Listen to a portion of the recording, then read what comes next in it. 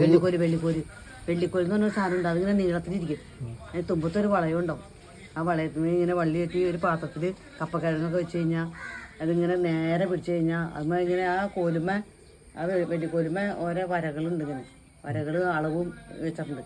ഇങ്ങനെ നേരെ ഇങ്ങനെ പിടിച്ചു കഴിഞ്ഞ് കഴിഞ്ഞാൽ കറക്റ്റ് തൂക്കം അറിയാൻ പറ്റും. അതെങ്ങനെ അറിയാൻ പറ്റണത്? ആ വെള്ളിക്കോലുമേക്ക് ഒരു ചരട് ഇങ്ങനെ പിടിക്കണ ചരടുമേ ഇങ്ങനെ പൊക്കി പിടിക്കണേ, ഇങ്ങനെ പൊക്കി പിടിക്കും.